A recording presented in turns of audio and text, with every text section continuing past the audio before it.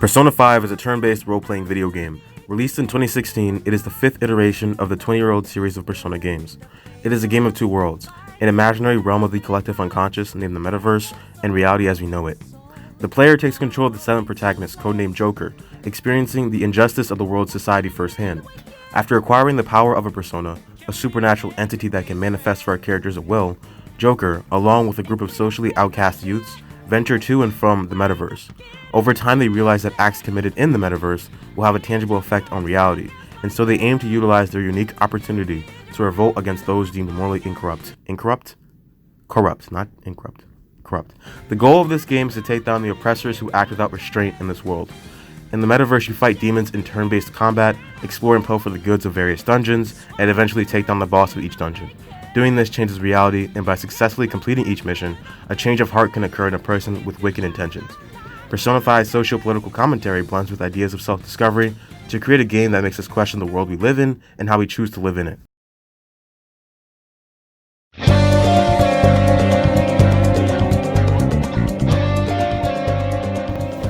The story is set in modern-day Tokyo in the current year 20XX. Joker is found wrongly accused of assault after trying to help a woman being abused by a drunken man.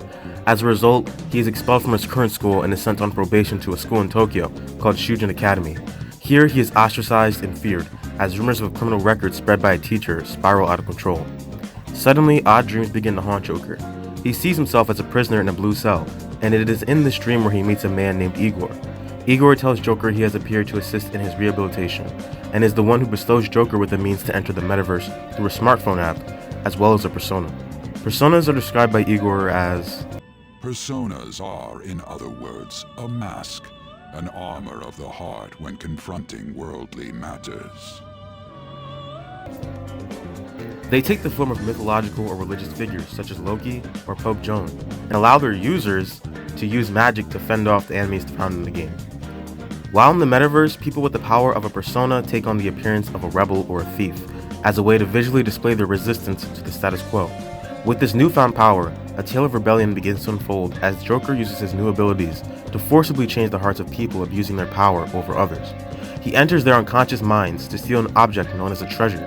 This treasure differs from person to person, but all of them are considered the emotional root for a person's behavior.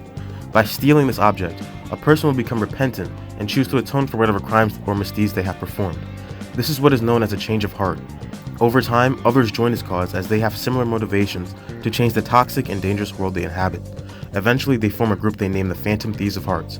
Their main objective is to act as modern-day Robin Hoods, assisting those who cannot fend for themselves by toppling the powerful.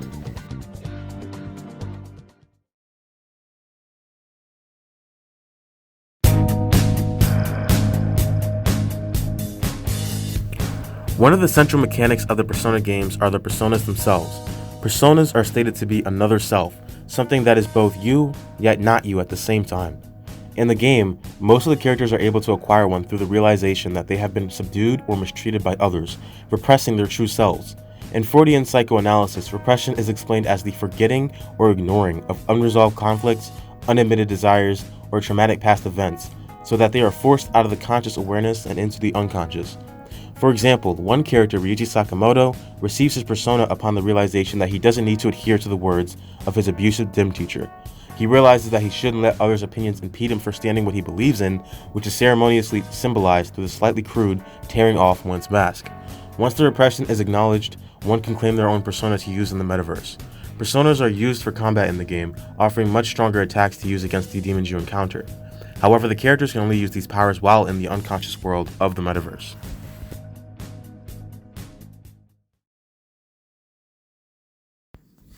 In contrast to the fantastical realm of the metaverse, the reality within Persona 5 is a reflection of our own.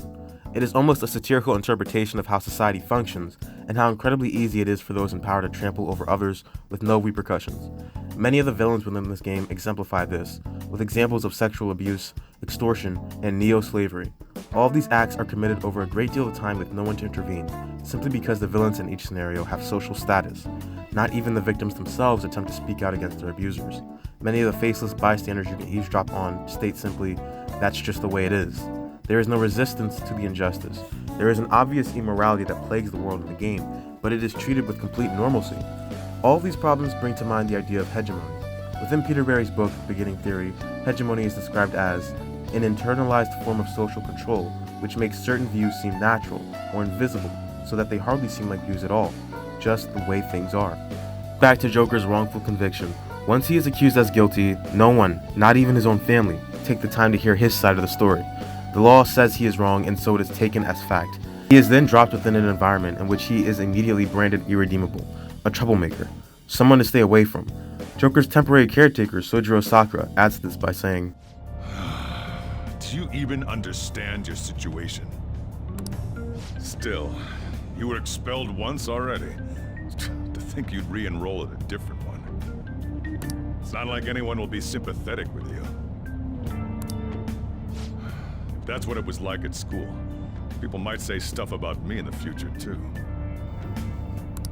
What a troublesome kid I've taken in." Over the course of the game, it is revealed that the person who spread rumors about Joker's apparent criminal record was a highly respected teacher and coach named Suguru Kamoshida. Kamoshida does this to keep his own reputation clean. He wants to keep those who don't respect him far away from him. He is used to being in power, and so naturally, he wants to preserve that by condemning those who would oppose him. It is through this character, along with the problems that he causes, we can see the beginning of a power struggle.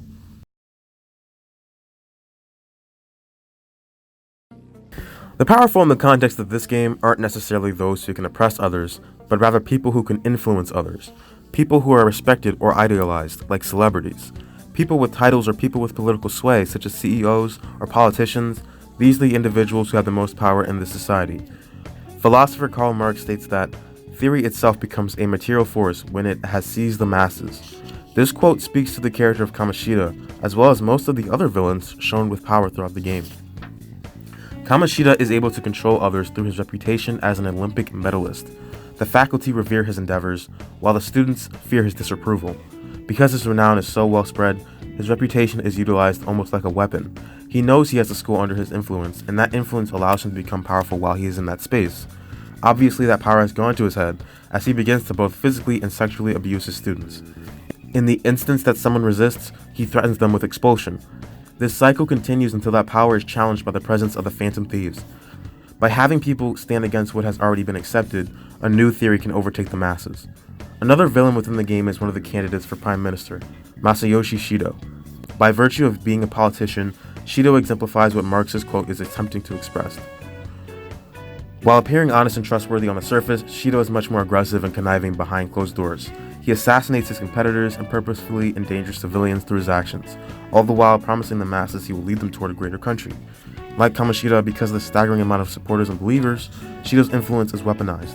He holds power not only over a single high school, but rather an entire country. However, people genuinely believe and follow him simply because it is the easiest thing to do.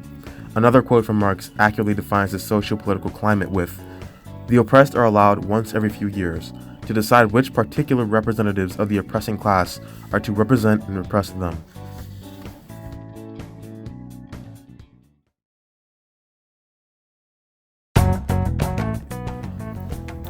Although reality is presented as cruel and bleak within Persona 5, the imaginary world of the metaverse, where most of the combat takes place, is much more fantastical and sublime.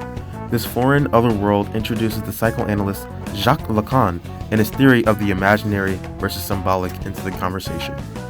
Lacan proposes that from birth everyone exists within the unconscious. There is no distinction between self and other. Language and symbols have not been introduced, and the concept of reality is dramatically different from how we currently interpret it. This is the imaginary realm which can be directly compared to the metaverse, a tangible world of unconsciousness, untouched by reality. Between 6 to 18 months after birth, people enter a phenomenon Lacan calls the mirror stage. Berry describes this as when the child sees its own reflection in the mirror and begins to conceive of itself as a unified being, separate from the rest of the world. Once the child is aware they exist in the space coexisting with others, it is shifted into the symbolic world. This is the world we know today, the one with language and laws, and it can be directly attributed to the reality in the game. The idea of the imaginary versus symbolic emphasizes the disparity between the game's metaverse and reality.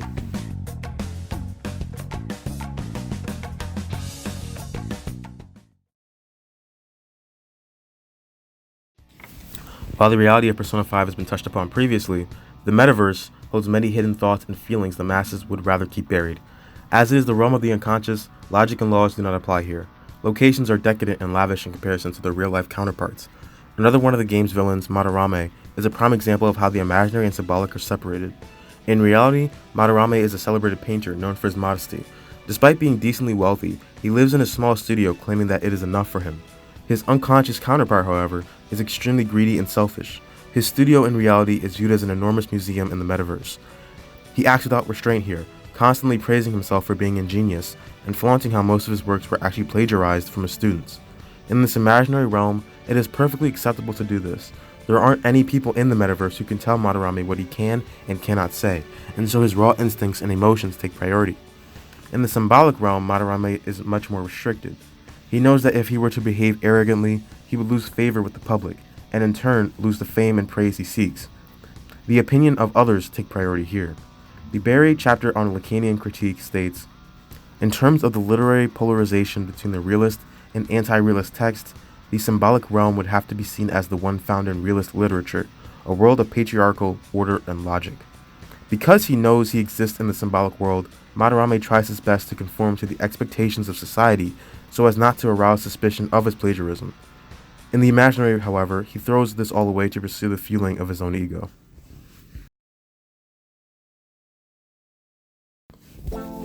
The unconscious has been a central theme throughout the majority of this video. Many of the most important and interesting events happen within the metaverse. How many times have I said metaverse in this thing? Jeez. The main appeal of the game's combat is located there. The use of personas are restricted to that area, and it is a shared space with the antagonist of the game. It is as if reality takes a back seat to the unconscious. This speaks to Lacan's belief that true selfhood lies in the unconscious. In response to the infamous Descartes quote, "I think, therefore I am," Lacan rephrases it as, "I am where I think not." He also asks, "Who is this other to whom I am more attached than to myself, since at the heart of my ascent to my own identity, it is still he who wags me?" This other, the unconscious self, which is the persona, holds all of our true emotions and desires. They will be the most raw and unapologetic versions of ourselves indefinitely. This also explains why these beings, which are acknowledged as the true self, can only be materialized within the metaverse. The game exemplifies this idea of true selfhood in the unconscious through the shift of personality in our main character. Although the protagonist is silent, we can see personality traits through his dialogue options and general demeanor. In reality, he is extremely calm and well-mannered. He very rarely shows signs of anger or violence, and even appears to be meek. While he is utilizing his persona, however, he becomes extraordinarily self-assertive, which is also the reason he was chosen as the leader for the thieves. He showboats with acrobatic movements, spouts quips during battle, and has a general sense of overconfidence. While he is like this, the characters within the game begin to take note of his constant grin, implying that this behavior is what Joker's true disposition is. Again, the unconscious metaverse is the driving force for allowing the characters in the game to shape and define their own reality. In conclusion, the contemporary setting of Persona 5 speaks to our own society. Through the dramatization of key figures in both the government and educational systems, the question of power and who it is allocated to is implanted into our thoughts. It allows us to critique not only our own world's balance of powers, but also ourselves as individuals. We can see a sense of self-discovery through the acquisition of personas for our main characters, and recognize how the symbolic world might repress our true selves. Another perspective is opened by the way of the metaverse, giving an introspective view of what might lie beneath the surface of the people we interact with. Although Persona 5 is flashy in its presentation, it leaves the player with a considerable message to ponder through its gameplay and narrative.